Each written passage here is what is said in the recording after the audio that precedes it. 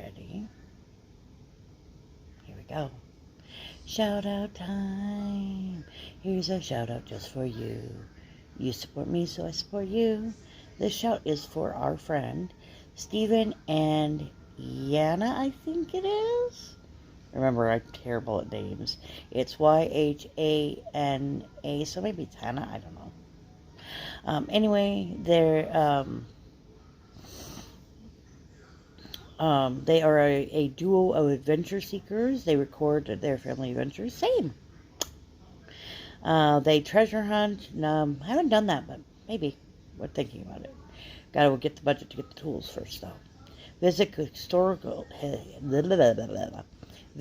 historical, cultural, and fun family locations. Same. We've done that.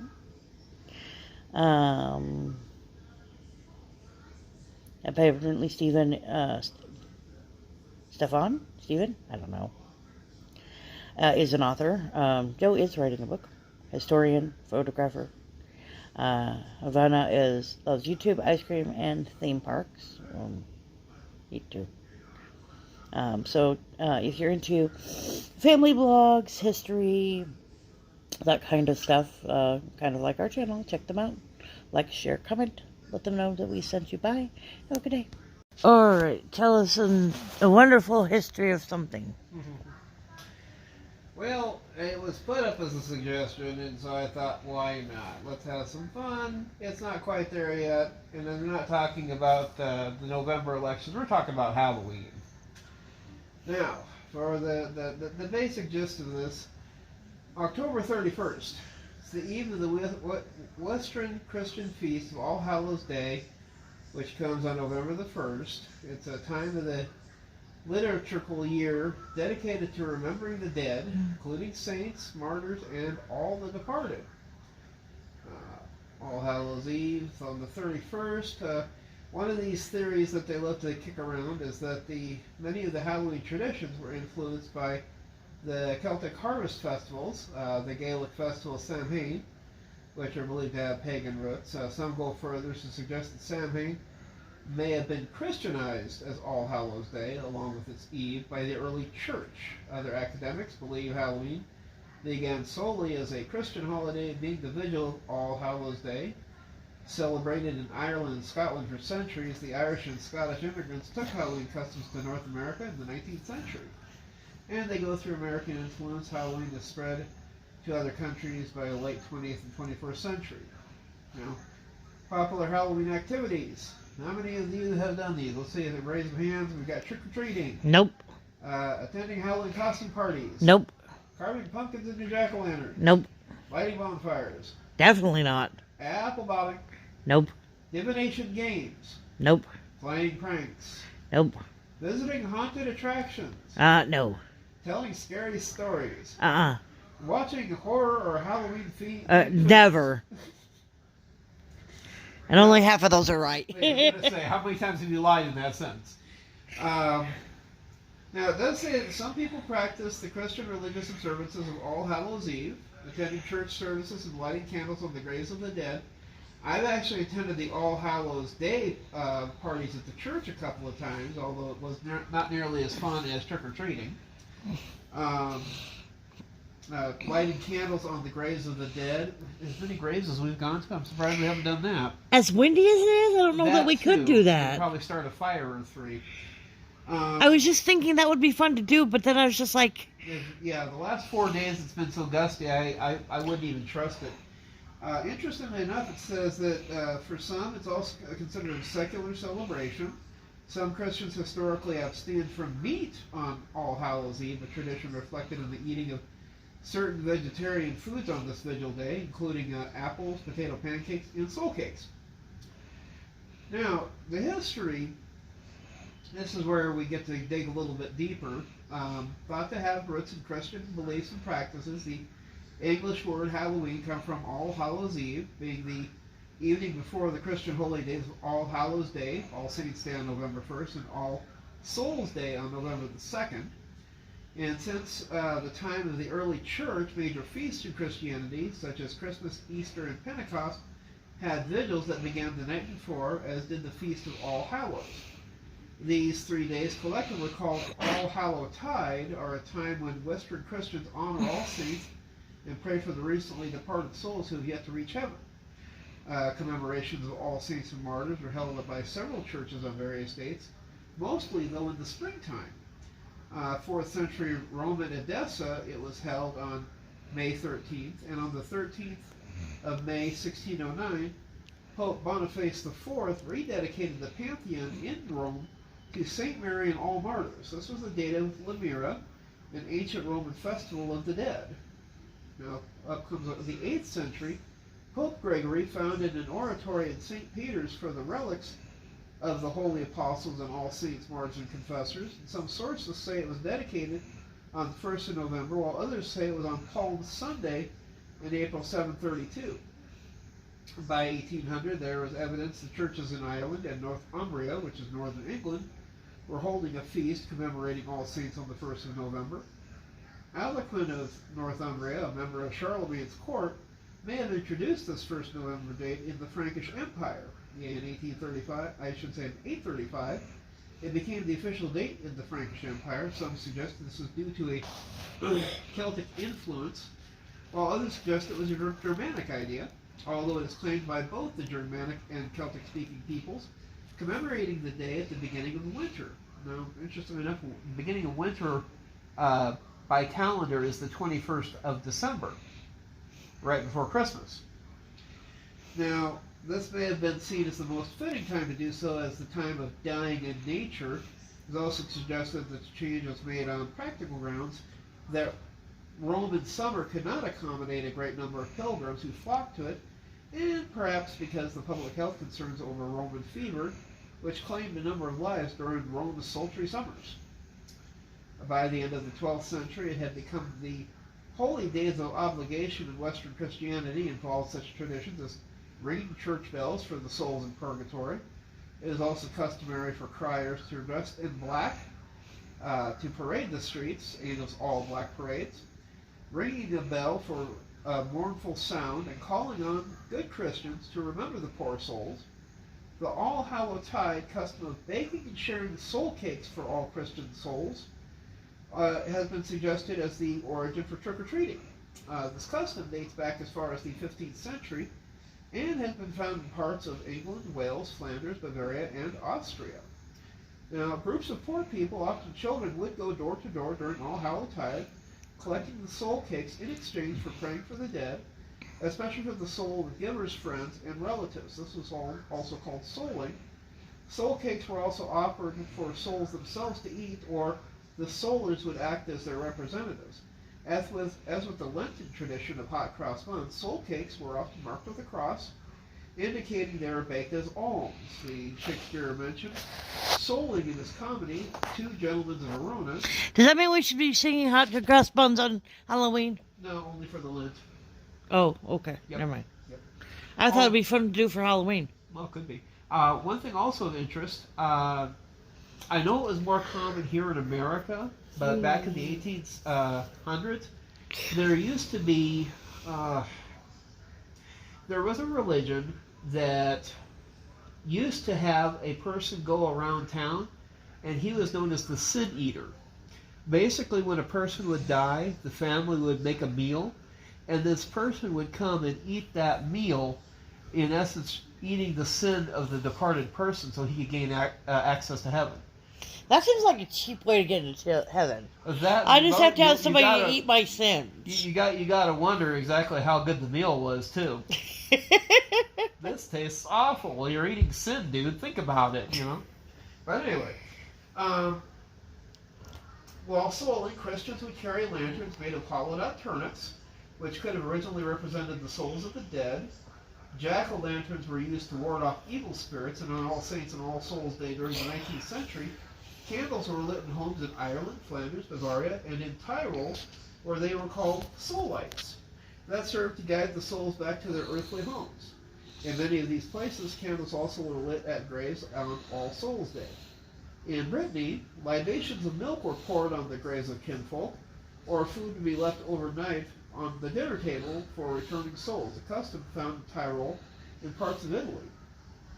Now here's a dumb question. if they're already going to heaven and you set out stuff for them to come back to earth, wouldn't you be a little frustrated? I was going to paradise and you guys brought me back here? Maybe you got a good family though. Anyway, Christian minister Prince Sore Conte linked the wearing of costumes to the belief in vengeful ghosts. It is traditionally believed that the souls of the departed wandered the earth until All Saints' Day, and All Hallows' Eve provided one last chance for the dead to gain vengeance on their enemies before moving on to the next world. In order to avoid being recognized by any soul that might be seeking such vengeance, people would don masks and costumes. In the Middle Ages, churches in Europe that were too poor to display relics of murdered saints at All-Hallow-Tide let parishioners dress up as saints instead. Some Christians observe this custom at Halloween today. Leslie Bannatyne believes this could have been a Christianization of earlier pagan custom. Many Christians in mainland Europe, especially in France, believe that once a year on Halloween, the dead from the churchyards rose for one wild, hideous carnival known as the dance macrame, which often is depicted in church decoration.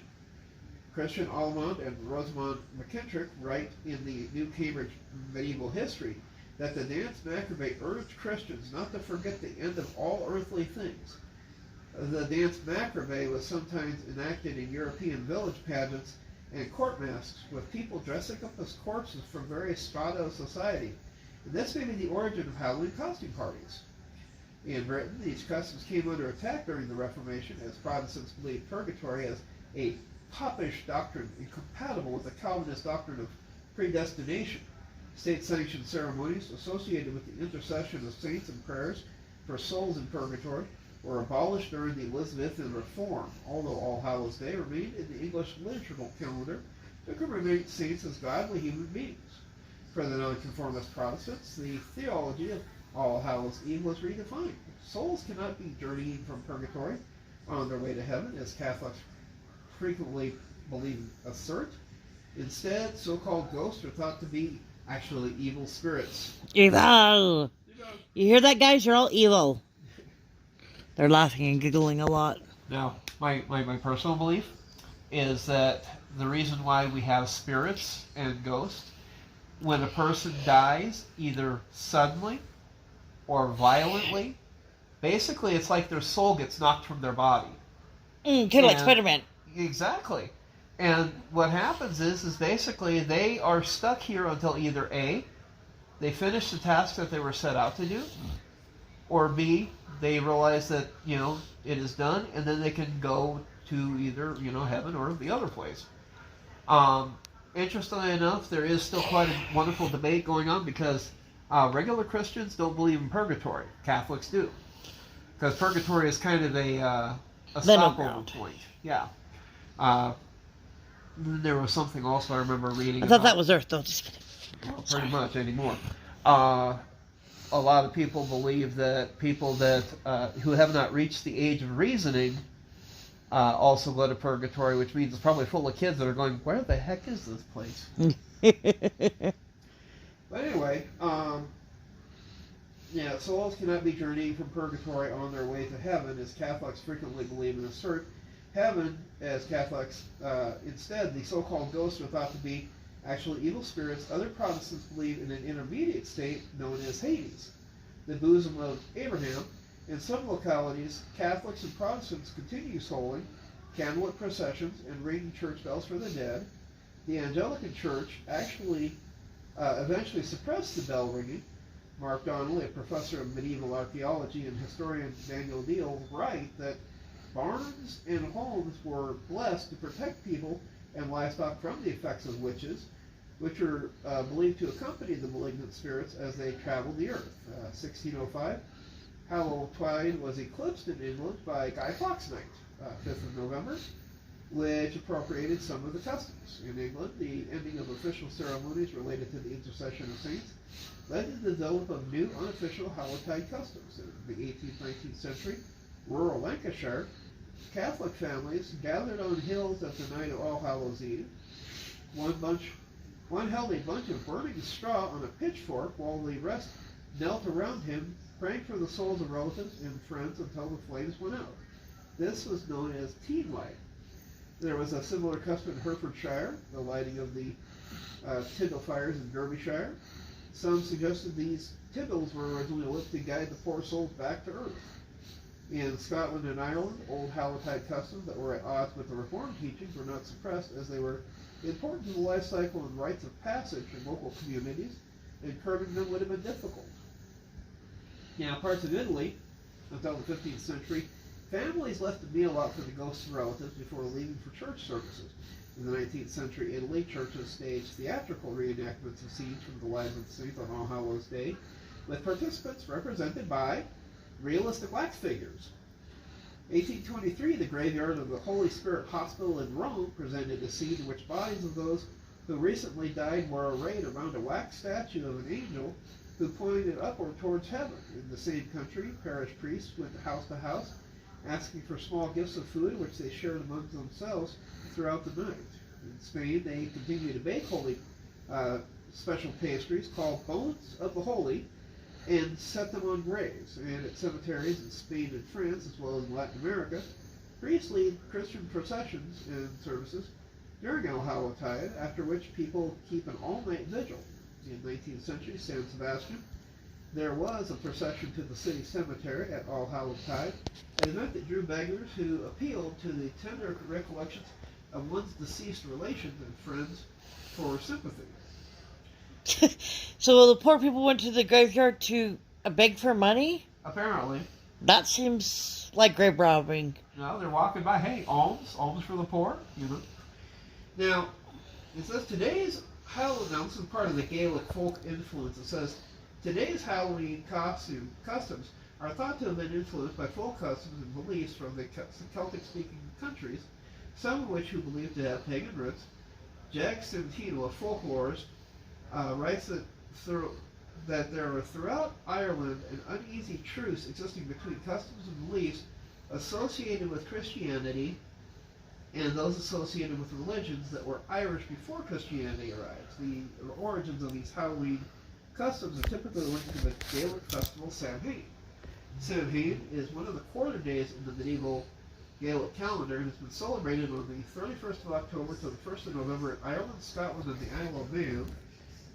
Kindred festival has been held by Brittonic Celts, called Celtic and Gaelic in Wales, Calaswa in Cornwall, and Celtic in Brittany, the naming first day of winter. For the Celts, the day ended and began at sunset. Thus the festival begins the evening before November 1st by modern reckoning. Samhain is mentioned in some of the earliest Irish literature. The names have been used by historians to refer to Celtic Halloween costumes up until the 19th century, and there are still in Gaelic Welsh names for Halloween. Samhain marked the end of the harvest season, beginning of winter, or the darker half of the year. It was seen as a limited time when the boundary between this world and the other world thinned. The meaning of all sea, or the spirits or fairies, could more easily come to this world and were particularly active. Well, no, duh. Yeah, I remember hearing somewhere that was why they started dressing up, is so they could blend in. Yeah. And most scholars see them as degraded versions of the ancient gods whose power remained active in the people's minds even after they had been officially replaced by later religious beliefs. Those who are both respected and feared, and with individuals often invoking the protection of God when approaching their dwellings, at Samhain the off-seeing were appeased to ensure the people and livestock survived the winter. Offerings of food, drink, portions of the crops were left outside for them, and the souls of the dead were said to revisit the homes seeking hospitality. Places were set at the dinner table and by the fire to welcome them. The belief that the souls of the dead returned home one night of the year and must be appeased seemed to have ancient origins and found in many cultures. 19th century Ireland, candles would be lit and prayers formally offered to the souls of the dead. After this, the eating, drinking, and games would begin. Throughout Ireland, Grandpa's turn. Grandpa can't hold the dice, though. Yeah.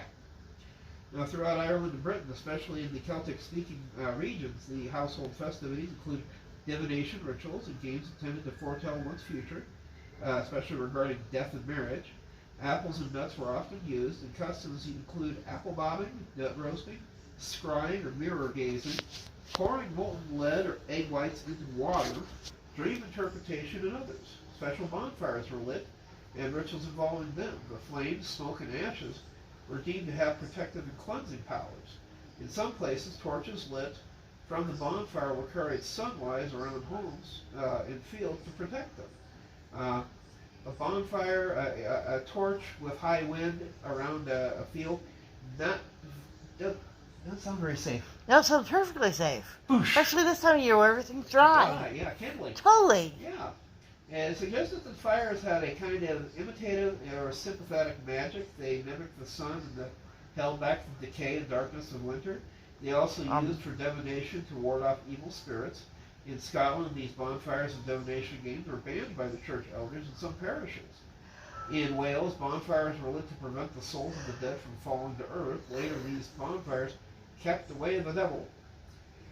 From at least the 16th century, the festival included mumming and guising in Ireland, Scotland, the Isle of Man, and Wales. This involved people going house to house in costume, or in disguise, usually reciting verses or songs in exchange for food. May have impersonated the tradition where people impersonated the Aussie or souls of the dead and received offerings on their behalf, similar to souling.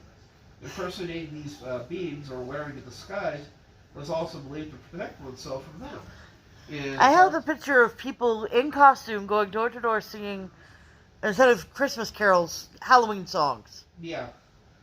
And then if you do a good job, you get a treat. I'm waiting for Linus to show up about the Great Pumpkin. I'm sorry, Linus is my hero. He always will be. Anyway, impersonating these beings, wearing disguise, believed to protect oneself from them. In parts of southern Ireland, the geysers included a hobby horse. A man dressed as a Lerbeon, white mare, led youths house to house reciting verses, some which had pagan overtones. I almost thought that was the hunt, but it's not. Yeah, no. If the household donated food, it could expect good fortune from the Muck. Not doing so would bring misfortune. In Scotland, youths were going house to house with masks painted or blackened faces, so that would go over well in this day and age. Yes. Often threatening to do mischief if they were not welcomed. F. Marion McNeill suggests this ancient festival included people in costume representing the spirits, and that faces were marked or blacked with ashes from the sacred bonfire. In parts of Wales, men went about dressed in fearsome beings called Gwrachod. In the late 19th and 20th century, young people in Glamorgan and Orkney cross-dressed. Elsewhere in Europe, mumming was part of the other festivals, but in the Celtic-speaking regions, it was particularly appropriate to a night upon which supernatural beings were said to be abroad and could be imitated or warded off by human wanderers. From the 18th century, imitating malignant spirits led to playing pranks in Ireland and the Scottish Highlands. Wearing costumes and playing pranks in Halloween did not spread to England until the 20th century. Pranksters would use hollowed-out turnips or mangel-wurtels as lanterns, often carved with grotesque faces. By those who made them, the lanterns were variously said to represent the spirits or used to ward off evil spirits. This was common parts in Ireland and Scottish Highlands in the 19th centuries, as well as in Somerset. In the 20th century, they spread to other parts of Britain and became generally known as jack-o'-lanterns. Now, like everything else that is having fun over in England, where else would everything go but to America? Now, North America, we had the Anglican colonists in the southern United States and the Catholic colonists in Maryland recognized All Hallows Eve in their church calendars, although the Puritans of New England strongly opposed the holiday. Because they're so fun. Oh yeah, they're just a riot. Opposed to celebration, along with other traditional celebrations, including church. Almanacs of the late 18th, 19th century give no indication of Halloween as widely celebrated in North America.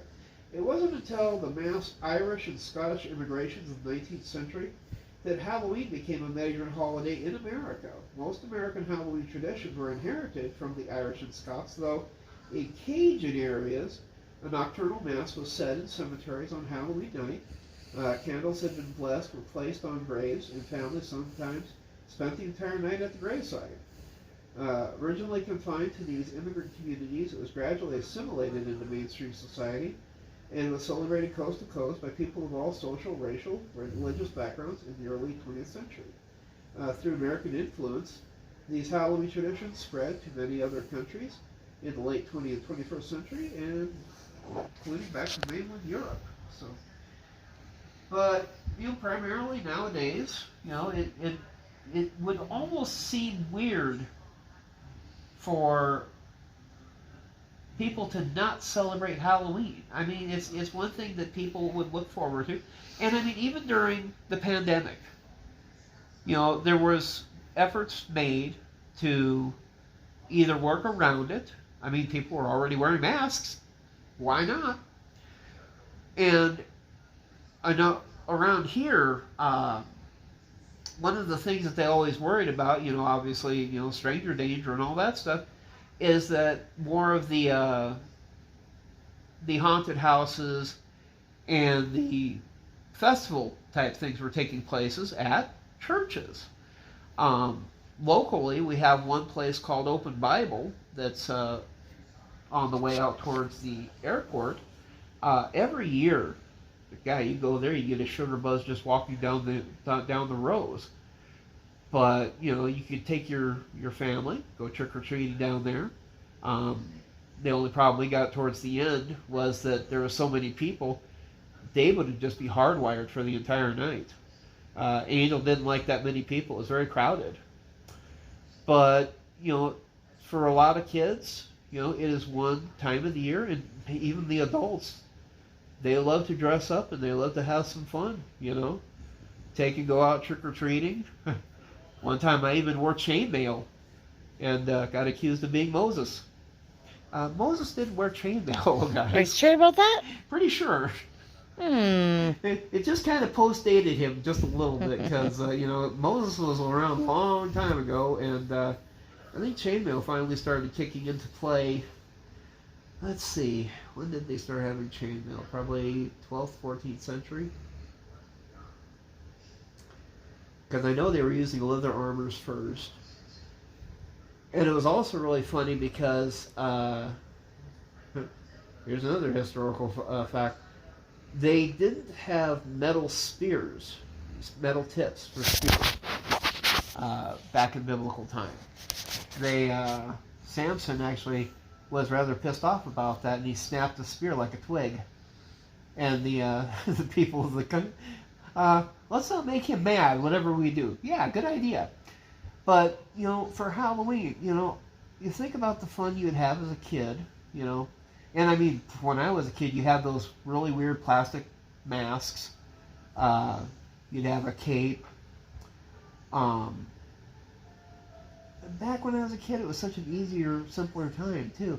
Nowadays, the stuff that, you might dress up for is either going to be really risque, or, somebody might be offended by it.